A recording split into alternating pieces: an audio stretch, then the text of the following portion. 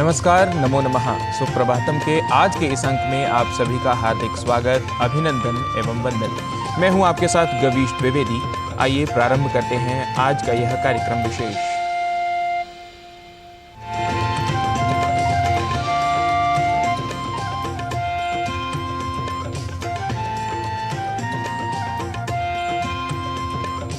प्रदर्शन की श्रृंखला में हम आपको दिखाने वाले हैं पंचांग, सुभाषित, योग, प्राणायाम, भारतीय ज्ञान परंपरा से जुड़ा एक विषय, संस्कृत पाठशाला आदि। तो आइए सबसे पहले देखते हैं आज का पंचांग और जानते हैं कि इस पौष मास में क्या है आज की तिथि, नक्षत्र व वार। आज का पंचांग: युगाब्द 5125, विक्रमी संवत 2080, शक संवत 1945, दक्षिणायन, हेमंत ऋतु, पौष मास,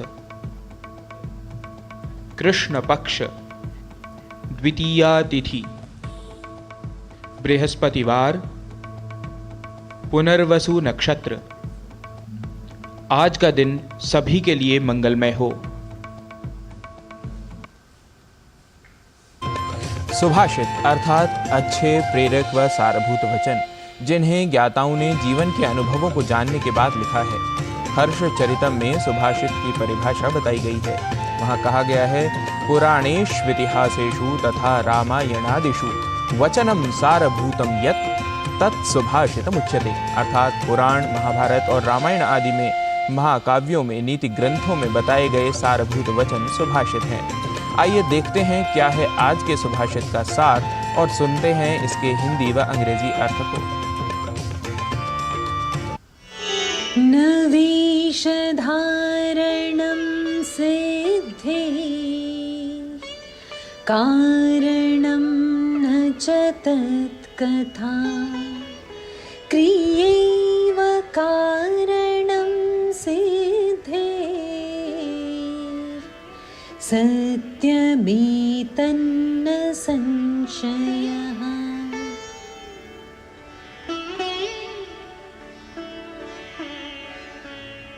सिद्धि का कारण न तो योगियों का वेश धारण करना है और न ही योग का कथन मात्र। सिद्धि का कारण तो क्रिया है और यह ही निश्चित सत्य है।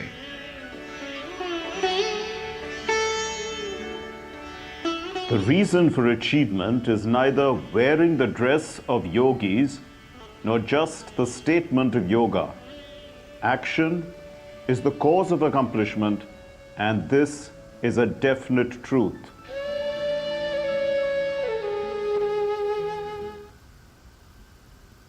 और सुभाषित के बाद चलते हैं भारतीय ज्ञान परंपरा के अपने प्रभाग में। जैसा कि आप सब जानते ही हैं, ज्ञान की नगरी काशी में काशी तमिल संगमम का आयोजन हो रहा है, जिसका उद्घाटन स्वयं प्रधानमंत्री नरेंद्र मोदी जी ने किया था। तो क्या है काशी तमिल संगमम के आयोजन का महत्व और प्रधानमंत्री जी ने काशी तमिल के संबंधों के विषय में क्या कहा, देखते हैं इस खास रिपोर्ट में।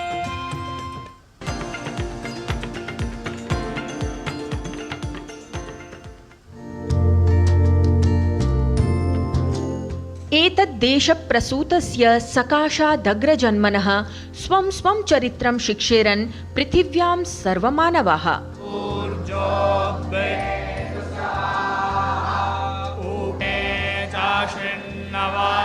भारतीय ज्ञान परंपरा का अनुपम उदाहरण प्रस्तुत करती हैं भारत की विभिन्न संस्कृतियां, भारत का ज्ञान, भारत की विविध परंपराएं, जो हमें प्राचीन ज्ञान के साथ साथ नवीन ज्ञान का समावेश कर आगे बढ़ने की प्रेरणा देती हैं। इसी संप्रेरणा से प्रेरित और भारतीय ज्ञान परंपरा के माध्यम से भारत की उन्नति के लिए संकल्पित भारत में अनेकों प्रयास किए जा रहे हैं।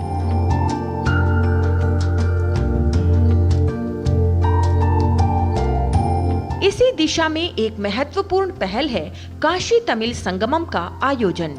तो आइए भारतीय ज्ञान परंपरा के क्रम में कल की ही चर्चा को आगे बढ़ाते हैं और बात करते हैं दो ऐसी शिक्षा संस्कृति के महत्वपूर्ण केंद्रों के संगम की, जिसके माध्यम से भारत की ज्ञान परंपरा पूरे विश्व में एक अलग पहचान बना रही है।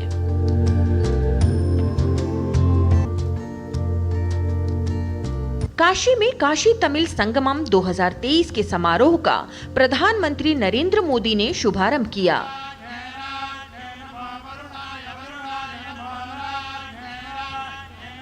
इस दौरान प्रधानमंत्री मोदी ने काशी और तमिल की शानदार संस्कृति का जिक्र किया। पीएम मोदी ने इन दोनों संस्कृतियों और ज्ञान परंपराओं के बीच ऐतिहासिक और मजबूत रिश्ते का उल्लेख करते हुए कहा कि आज काशी तमिल संगमम की आवाज पूरे देश, पूरी दुनिया में जा रही है। तमिलनाडु से काशी आने का मतलब है महादेव के एक घर से उनके दूसरे घर आना। तमिलनाडु से काशी आने का मतलब है मदुरई मीनाक्षी के यहां से काशी विशालाक्षी के यहां आना। इसलिए तमिलनाडु और काशी वासियों के बीच हृदय में जो प्रेम है, जो संबंध है, वो अलग भी है और अद्वितीय भी है। प्रधानमंत्री मोदी ने कहा कि दुनिया के दूसरे देशों में राष्ट्र एक राजनीतिक परिभाषा है, लेकिन भारत एक राष्ट्र के तौर पर आध्यात्मिक आस्थाओं से बना है। पीएम ने भारतीय ज्ञान परंपरा पर आधारित एक भारत श्रेष्ठ भारत की भावना का भी जिक्र किया। उन्होंने कहा कि इसी भावना का प्रदर्शन उस समय भी हुआ था जब नए संसद भवन में सेंगोल स्थापित किया गया। एक भारत श्रेष्ठ भारत की ये भावना उस समय भी नजर आई जब हमने संसद के नए भवन में प्रवेश किया। नए संसद भवन में पवित्र सेंगोल की स्थापना की गई है। आदिनम के संतों के मार्गदर्शन में यही सेंगोल 1947 में सत्ता के हस्तांतरण का प्रतीक बना था। एक भारत श्रेष्ठ भारत की भावना का यही प्रवाह है जो आज हमारे राष्ट्र की आत्मा को सींच रहा है। पीएम के संबोधन के दौरान एक नया प्रयोग करते हुए एआई आधारित अनुवाद सुविधा का उपयोग किया गया। इसके तहत भाषणी के माध्यम से पीएम के संबोधन का तमिल भाषा में अनुवाद भी प्रसारित किया गया। इस दौरान काशी तमिल संगमम में हिस्सा लेने आए प्रतिनिधियों ने भारतीय संस्कृति, इसके ज्ञान परंपरा आदि का आदान प्रदान किया और दो सबसे महत्वपूर्ण प्राचीन शिक्षा केंद्रों के परस्पर संबंध को जानने का अवसर देने के लिए सरकार के प्रति अपना आभार व्यक्त किया। And we are very much happy to participate in this program. Very much happy, and we have to first thank our Kashi Tamil Sangamam. And our Art and Culture Department Tanjore and North Central South Zone Culture Center and Government of India. Agastya मुनि का बहुत तमिल का काशी का बहुत संबंध है। महर्षि अगस्त्य जी ने हिमालय से काशी आए, काशी में उनका शिव दर्शन हुआ। शिवजी दर्शन करके बताया उनको कि आप तमिलनाडु जाके तमिल भाषा का व्याकरण लिखिए। तो वहाँ जाके उन्होंने तोलकापियम नाम का तमिल व्याकरण ग्रंथ लिखा। इस प्रकार काशी का और तमिलनाडु का जो कनेक्ट है, इसमें अगस्त्य मुनि का महान संबंध है। उनका जन्मदिन भी आचरण कर रहे हैं। भारतीय ज्ञान परंपरा भारतीय संस्कृति की पताका को उन्नत शिखर पर पहुंचाने के लिए अनेकों प्रयासों के अंतर्गत काशी तमिल संगमम निश्चय ही भारतवासियों के अंदर अपने ज्ञान को समझने के लिए, अपनी संस्कृति से अत्यधिक परिचित होने के लिए एक नया मापदंड साबित होगा। Bureau report, DD news.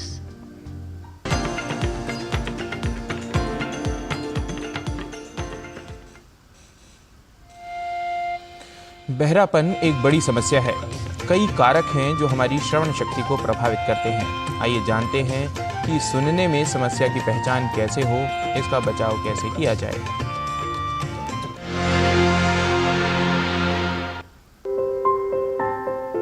सुनने में परेशानी या कम सुनाई देना काफी लोगों के लिए समस्या बन जाता है। ये केवल वृद्ध लोगों की समस्या ही नहीं है। ऐसा देखा जाता है कि सुनने में परेशानी से प्रभावित 35% लोगों की आयु 65 वर्ष से कम होती है। दरअसल सुनने की प्रक्रिया कान और मस्तिष्क की सहायता से पूर्ण होती है।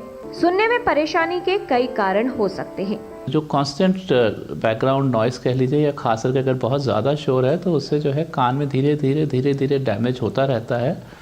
और जो उम्र के साथ सुनाई कम हो जाने की जो सिचुएशन है, जिसको हम प्रेस्बाइक्यूसिस कहते हैं, इसका मेन कारण यही है कि शोर बहुत रहता है।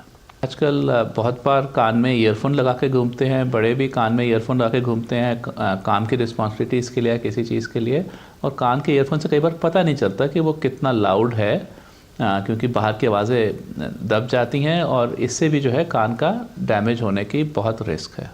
सुनाई बिगड़ने के ज़्यादातर कारण माने जाते हैं कि जी कान में चोट लग गई या कान से पस आ गई, ये तो हैं ही कारण, पर और जो नए कारण जिससे धीरे धीरे एज रिलेटेड हियरिंग लॉस बनता है, उसमें मेनली शोर हुआ और दूसरा तंबाकू का सेवन हुआ। ये दो ऐसी चीज़ें हैं जो प्रिवेंटेबल हैं। कान के मध्य या आंतरिक भाग में समस्या हो तो सुनने में परेशानी हो सकती है।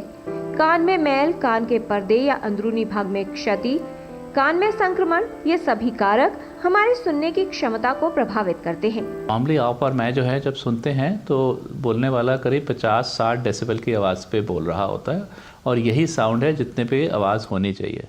जैसे कोई प्लेन की अगर आवाज़ है और या फिर किसी ट्रक की आवाज़ है, आप रोड में ट्रक के आसपास हैं, तो उसकी आवाज़ करीब 85-90 डेसिबल्स होगी, और ये तो ज़रूर आपके लिए ख़राब है। ज़्यादातर 55-60 डेसिबल से ऊपर ठीक नहीं माना जाता, और जो हमारे लॉज भी हैं वो भी यही कहते हैं कि रेजिडेंशियल एरियाज़ में 55 dB से ऊपर आवाज़ नहीं होनी चाहिए। अगर आप बाहर निकलें, शोर ज़्यादा है तो ईयर प्लग लगा लें। अगर आप कहीं किसी फंक्शन में जाएं, शादी वादी में जाएं, या कोई ऐसा सोशल फंक्शन जाएं जहां शोर ज़्यादा है और आप एक दूसरे से बात नहीं कर पाएँ, तो इसका मतलब ये ज़रूर है कि इतना शोर है कि वहाँ से आपको ज़्यादा देर रुकना नहीं चाहिए। जो आपने अगर ईयरफोन्स यूज़ करने हैं तो उसको बिल्कुल मिनिमल यूज़ करें। यदि आपको अक्सर लोगों की बात सुनने में परेशानी होती है, आप दूसरों को बात दोहराने, जोर से बोलने या स्पष्ट और धीमी गति से बोलने के लिए बार बार कहते हैं, टीवी या रेडियो की आवाज़ बढ़ाकर सुनते हैं, तो सुनने की जांच करवाएं और एक ENT विशेषज्ञ को अवश्य दिखाएं। किरण भारद्वाज, DD न्यूज़।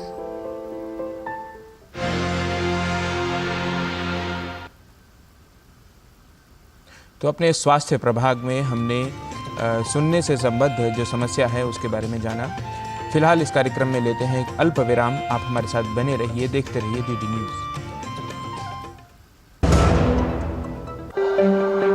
मेरे पास ऑलमोस्ट सभी तरीके के कस्टमर्स आते हैं जो छोटा कारोबार करते हैं, दुकान वाले हैं, हाउसवाइफ्स हैं। तो वो लोग समझते हैं इस चीज़ को कि आज वो वर्किंग हैं, कल को जब वो वर्किंग नहीं रहेंगे तो उस कंडीशन पे उनका क्या होगा। तो इसीलिए रिटायरमेंट प्लान हमें पहले से ही लेना चाहिए कि हम अपने ओल्ड एज पर आकर उस रिटायरमेंट प्लान का फ़ायदा उठा सकें। अपने बेहतर कल को सुनिश्चित करने के लिए NPS ज़रूरी है।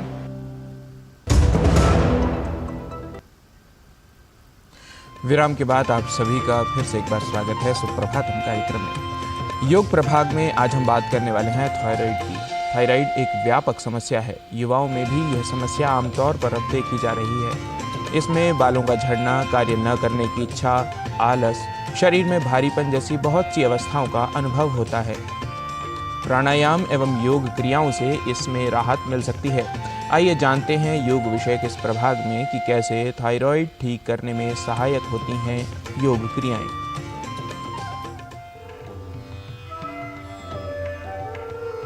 नमस्ते, मैं शशि सारदा। आइए आज बात करते हैं थायराइड के बारे में। आज हम देखते हैं कि थायराइड की प्रॉब्लम बहुत बढ़ते जा रही है। इवन यंग गर्ल्स, छोटे बच्चों को भी थायराइड की प्रॉब्लम हो रही है। थायराइड एक ऐसा ऑर्गन है जो अगर थोड़ा भी डिस्टर्ब हो जाता है तो हमारे पूरे एंडोक्राइन ग्लैंड्स डिस्टर्ब हो जाते हैं, हमारी स्लीप डिस्टर्ब हो जाती है, हमें हेयर फॉल होने लग जाता है, कई जनों को बहुत डलनेस एक्सपीरियंस होती है, कई जनों को कुछ काम करने की इच्छा नहीं होती है, कई जनों को ऐसे लगता है कि बहुत बॉडी में हैवीनेस है। ऐसे तो ऑर्गन बहुत छोटा सा है, पर अगर थोड़ा सा मैल फंक्शन से हमारी पूरी बॉडी डिस्टर्ब हो जाए। इसलिए बहुत ज़रूरी है कि थायराइड ऑर्गन हमेशा स्टिमुलेटेड रहे, हमेशा एक्टिव रहे। एंड थायराइड को एक्टिव रखने के लिए एक बहुत बड़ा हाथ है लाइफस्टाइल।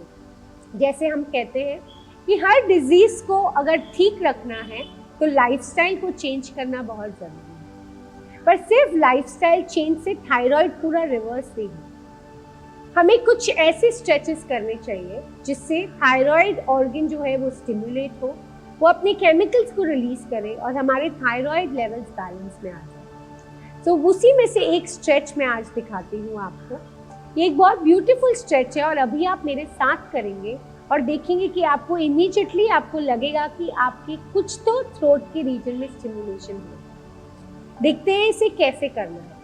पहले तो धीरे से अपने नेक को ऊपर की तरफ लेकर जाएंगे, अच्छे से नेक को लेकर जाएंगे, चिन को थोड़ा थोड़ा और ऊपर लेकर जाएंगे। जैसे ही आप ऊपर लेके जाएंगे एक अच्छा स्ट्रेच यहाँ महसूस होगा। जब ये स्ट्रेच आने लगे और नेक को पूरी तरह से ऊपर ले जाएं, तो मुंह को खोलना है और बंद करना है।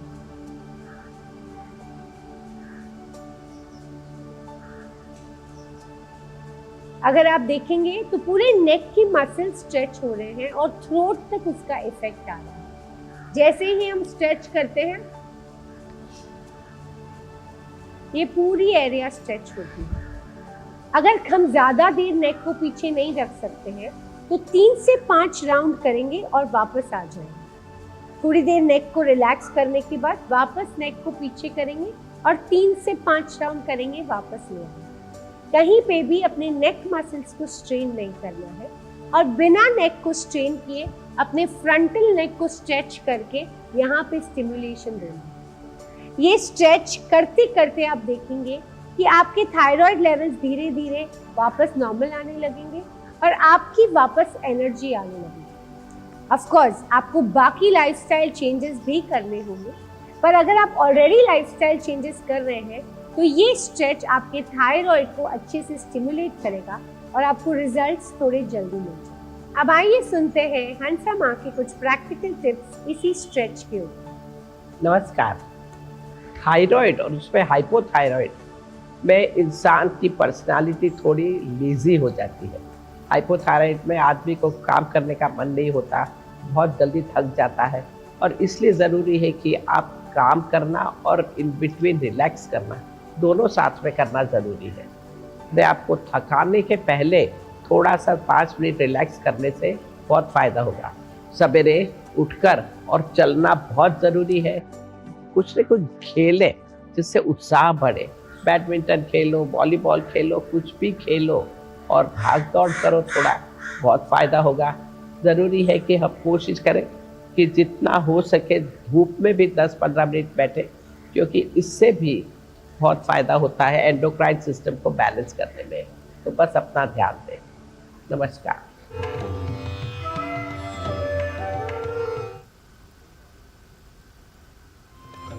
योग प्राणायाम सीखने के बाद अब समय हो चला है संस्कृत सीखने का। आइए देखते हैं संस्कृत की पाठशाला में आज नपुंसक लिंग के शब्दों को और बनाते हैं उनसे वाक्य।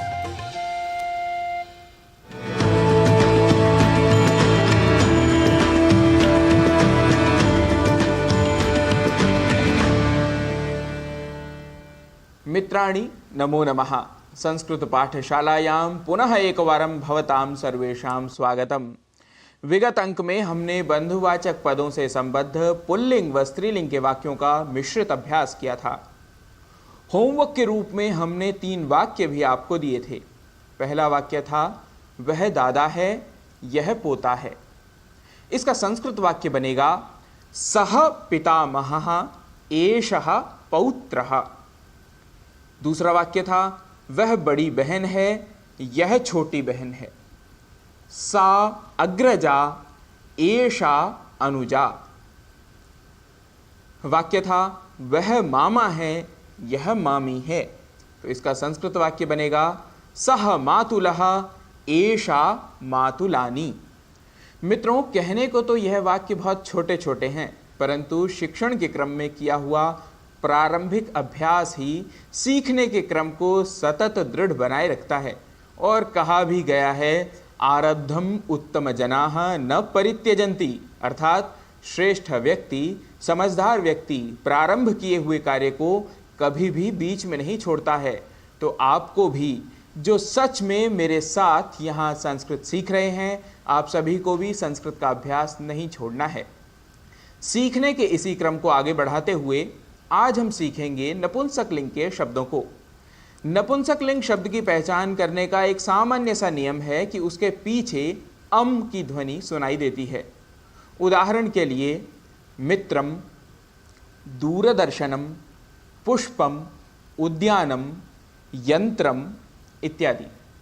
आइए ऐसे ही नपुंसकलिंग शब्दों का परिचय आपसे करवाते हैं और बनाते हैं सरल संस्कृत वाक्य। आपको स्मरण करवा दूं कि नपुंसकलिंग पदों के वाक्य बनाते समय दूर के लिए तत्, समीप के लिए एतत् और प्रश्न बनाने के लिए किम पद का प्रयोग करना है। चलिए अब जानते हैं नपुंसकलिंग शब्दों और उनके अर्थों को। शब्द है स्मारकम। स्मारक अर्थात स्मृति स्थल, महापुरुषों का स्थान या वीरों के स्मरण में बनाया हुआ कोई स्थान, जिसे हिंदी में स्मारक कहते हैं, उसी को संस्कृत में स्मारकम यह कहते हैं।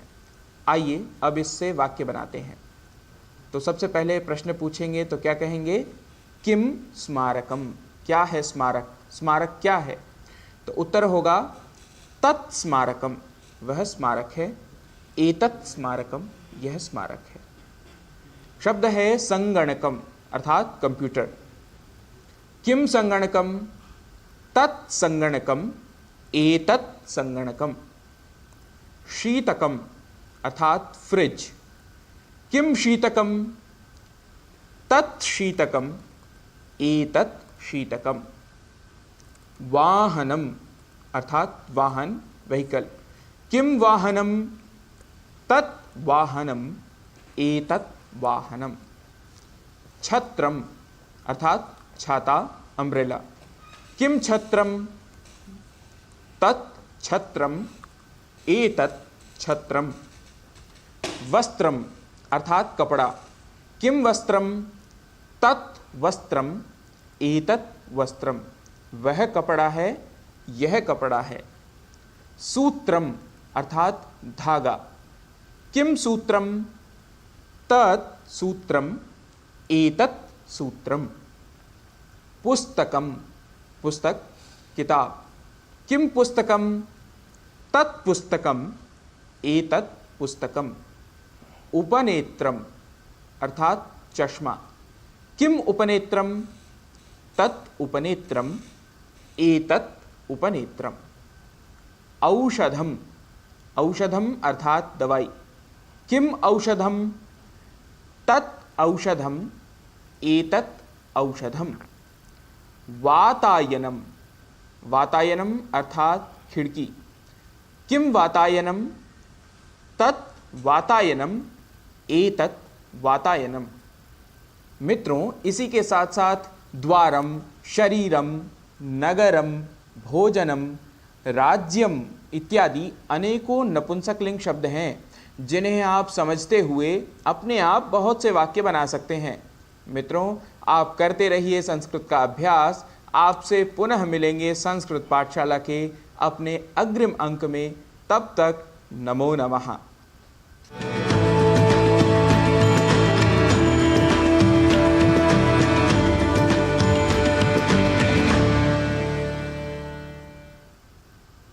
संस्कृत पाठशाला के बाद अब आपको ले चलते हैं एक प्रेरक समाचार की ओर। प्रधानमंत्री नरेंद्र मोदी जी ने मन की बात में कई बार ऐसे लोगों से बात की है जिन्होंने अपने कार्य के द्वारा परिवर्तन लाने का प्रयास किया है। आपको मिलवाते हैं तमिलनाडु के कोयम्बटूर में रहने वाले एक ऐसे ही व्यक्तित्व से जिन्होंने असहाय बच्चों की सहायता करने के लिए शौचालय तक साफ किया। ये है कोयम्बटूर शहर के एक दिहाड़ी मजदूर वेल्डर लोगनाथन, जिन्होंने समाज सेवा की एक नई इबारत लिखी है। बिना किसी लालसा के ये उनके कामों का ही परिणाम है कि प्रधानमंत्री नरेंद्र मोदी ने मन की बात कार्यक्रम में उनकी सराहना की है। मैंने सिर्फ 5वीं कक्षा तक पढ़ाई की है। गरीबी के कारण मैं पढ़ाई नहीं कर सका, इसलिए मैं वेल्डिंग का काम और दैनिक मजदूरी का काम कर रहा हूँ। इससे होने वाली आय ही परिवार के भरण पोषण के लिए पर्याप्त है। हालांकि मेरा जुनून गरीबी में जी रहे लोगों की सेवा करना है। इसके लिए मैं शौचालयों की सफाई और गरीब लोगों की मदद करके पैसा बचा रहा हूँ। इसके अलावा मैं इस्तेमाल किए हुए कपड़े भी इकट्ठा करता हूँ और गरीब लोगों को देता हूँ। मुझे इस सेवा के लिए विभिन्न संगठनों से कई पुरस्कार मिले हैं। यह मेरे लिए सबसे बड़ी बात है कि प्रधानमंत्री ने मन की बात कार्यक्रम में मेरी सेवा का उल्लेख किया। मैं यह प्रशंसा और सम्मान कोयम्बटूर जिले के लोगों को समर्पित करता हूँ। तमिलनाडु के कोयम्बटूर के रहने वाले लोगनाथन बेहद साधारण परिवार से ताल्लुक रखते हैं। लोगनाथन ने ज्यादा पढ़ाई नहीं की। अपने पिता की मौत के बाद घर की जिम्मेदारी लोगनाथन के कंधों पर आ गई थी। उन्होंने अपने शुरुआती दिनों में नारियल पानी बेचा। बचपन में वो गरीब बच्चों के फटे कपड़ों को देखकर अक्सर परेशान हो जाते थे और इसीलिए लोगनाथन ने ऐसे बच्चों की मदद करने का प्रण ले लिया जिनके पास पहनने के लिए कपड़े तक नहीं थे। उन्होंने अपनी कमाई का एक हिस्सा दान देना शुरू किया। जब पैसे की कमी पड़ी तो लोगनाथन ने टॉयलेट तक साफ किए ताकि जरूरतमंद बच्चों की मदद की जा सके। वो पिछले 22 सालों से गरीब बच्चों की मदद के लिए इस काम में जुटे हुए हैं। लोगनाथन के प्रयासों से अब तक 1500 से अधिक बच्चों की मदद की जा चुकी है। मैं दुनिया से मेरा परिचय कराने के लिए प्रधानमंत्री का हार्दिक आभार व्यक्त करना चाहता हूं, जो देश के कुछ हिस्सों में स्वच्छता का काम कर रहे हैं और लोगों की सेवा कर रहे हैं। प्रधानमंत्री की सराहना ने मुझे और अधिक सेवाएं करने के लिए प्रोत्साहित किया है। लोगनाथन अलग अलग इलाकों से पुराने कपड़े मंगवाते हैं और उसे गरीब बच्चों में बांट देते हैं। इसके लिए उन्हें विभिन्न स्वयंसेवी संस्थाओं से पुरस्कार भी मिल चुके हैं। निश्चित ही इस तरह के प्रयास न सिर्फ हमें प्रेरणा देते हैं बल्कि कुछ नया कर गुजरने की इच्छा शक्ति भी जगाते हैं। कोयम्बटूर से ब्यूरो रिपोर्ट, DD न्यूज।